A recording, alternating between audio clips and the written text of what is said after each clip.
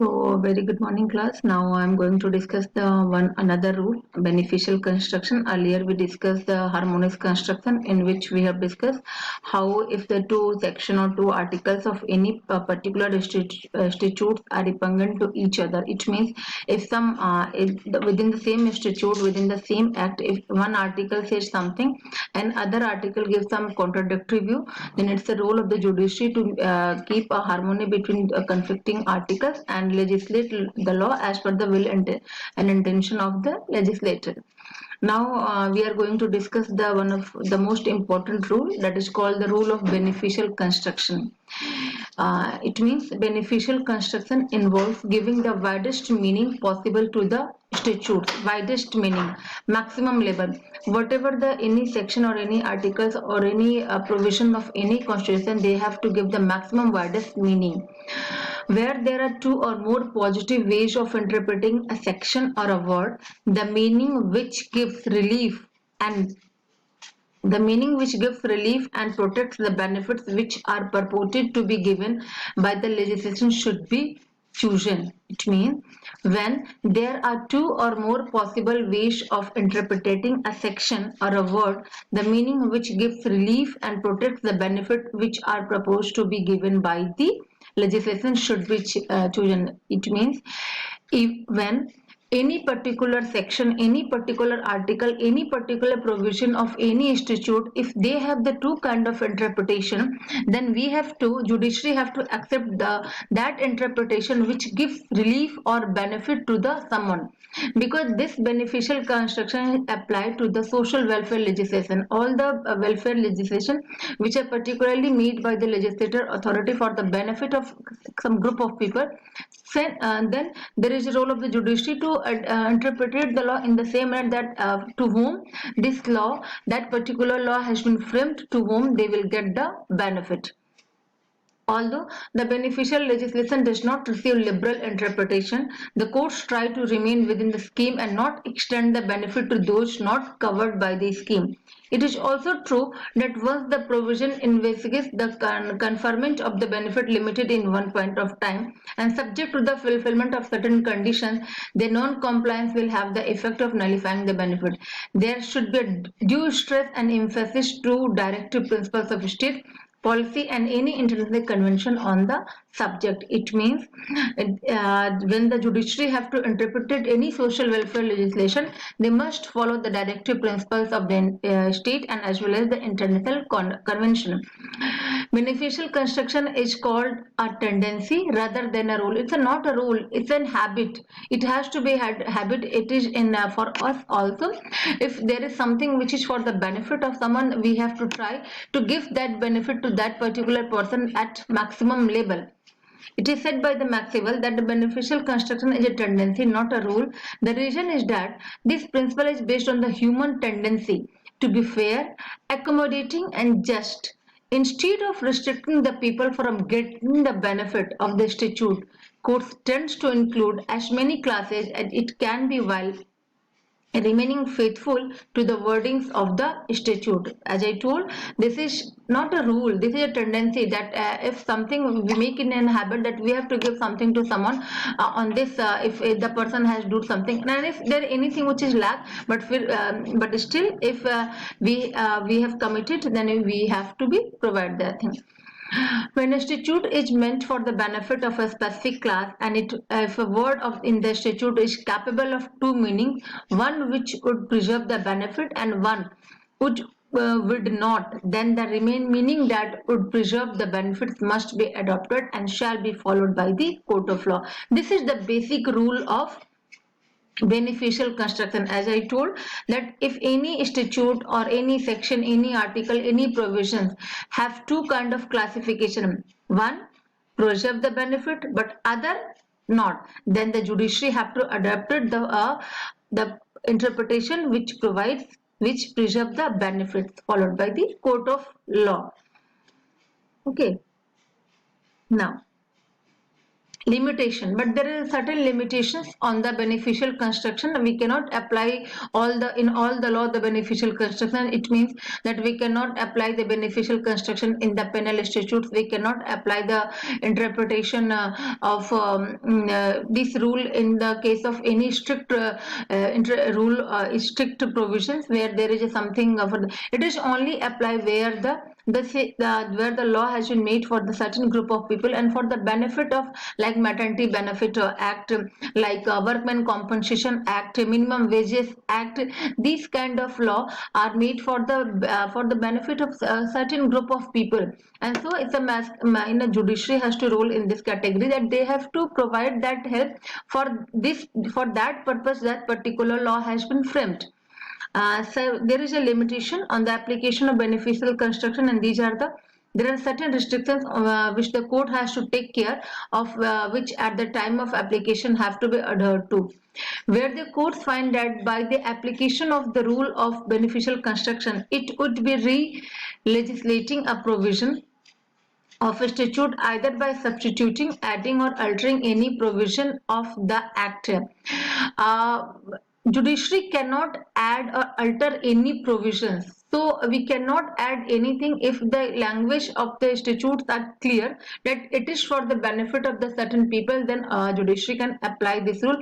Otherwise, they cannot construct any idea. As we discussed the difference between the interpretation and the construction, you cannot construct any idea by your own. If the language says something, then you have to follow the beneficial construction. Otherwise, judiciary cannot apply this law. The second point, where any word in a statute confers a single meaning. When the word gives a simple meaning, then that the court have to apply the rule of whatever the rule suits in that, but you cannot apply the beneficial construction. Where there is no ambiguity in a provision of a statute, so construed, if the provision is plain, unambiguous, and does not give any rise to any doubt, the rule of beneficial construction also cannot be applied.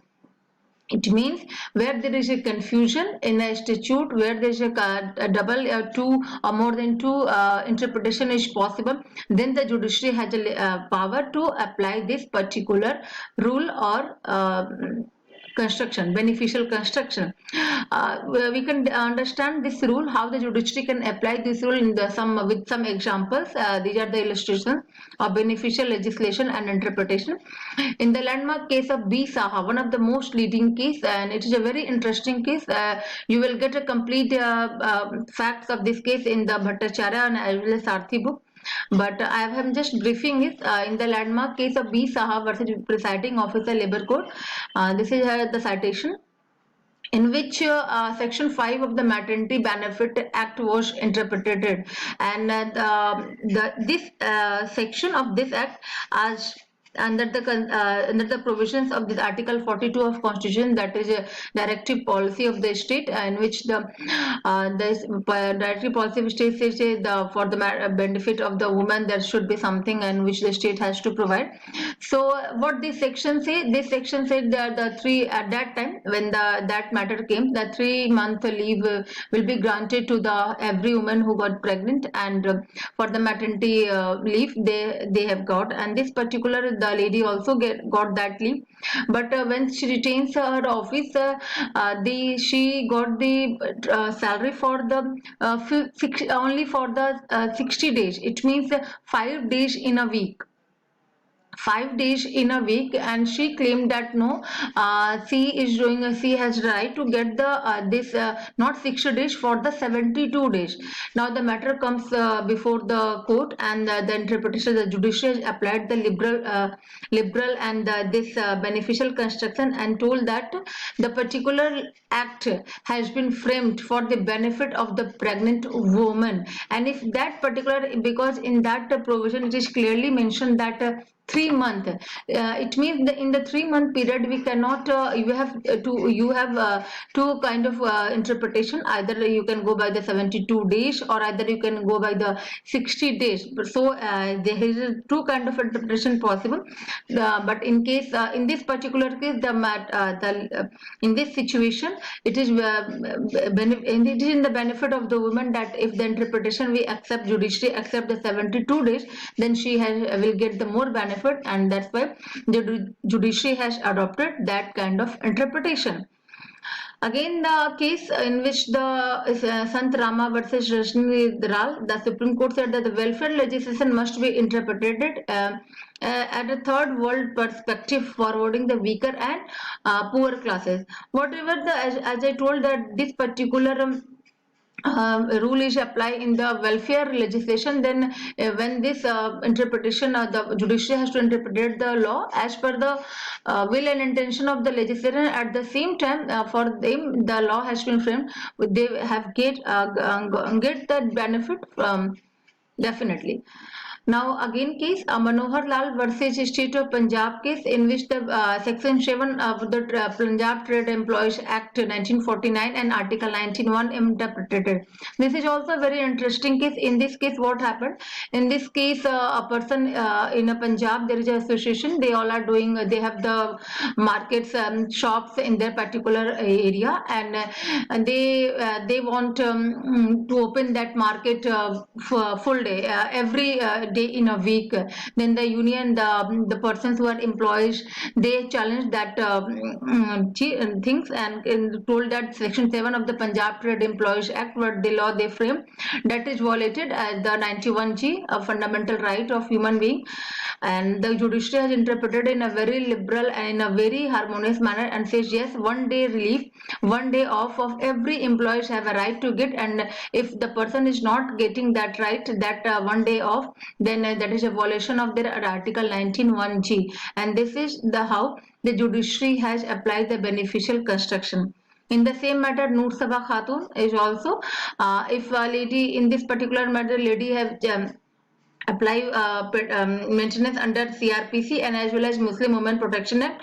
The person claiming that she cannot get the benefit of unto law, but the court has the both the law is different, and if she has a right, she has a definitely right to get the benefit from the both the laws.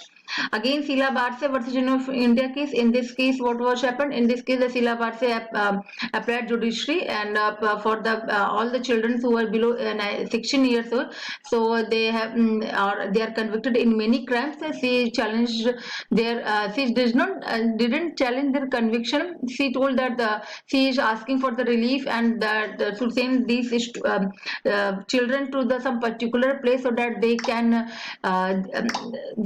there some development in that accused children may be possible, because in the jail they have to be settled with the hardcore criminals, and maybe their future will get more tougher then. So she asked the judiciary to have that Article 39 for the benefit of the children. And in this particular matter, also court interpreted the matter in the welfare of these people, so that they will get a better platform, a better opportunity to change their whatever they done in the past. They will get an opportunity to change their lifestyle, to change their habits, and this is how in this particular matter also the judiciary interpreted and applied the harmonious construction and try to keep a harmony between Article 39 and the children who were punished by the different statutory and penal statutes. They have interpreted in a beneficial matter, and they allow that some children should be kept in the different places and the different rehabilitation centers, so that their future can be changed by this approach. This is this is one of the most important rule that we apply, and there is a conclusion. The conclusion shall be final analysis of the comparison between the rule of harmonious and the rule of beneficial. In harmonious, as I told, this is only applied where the conflict between the meaning coming out of two different sections of the same statute, but in beneficial construction, when a single provision gives the two interpretation, then this rule apply. In this, when the two sections of any statute give different interpretation, then this rule applies, harmonious. And when the one section, one article, one provision of same statute can give two meaning, then this rule applies. This is the basic difference between these two. At last, I am just concluding my today's lecture with the remark of Justice Krishna Iyer in Relating to an agreement reforms, observe that the judiciary is not a mere umpire but also an active and a catalyst in the constitutional scheme. Okay, this is all about today's lecture. In next class, we will discuss something more. Till then, goodbye. Be safe, stay home. Take care.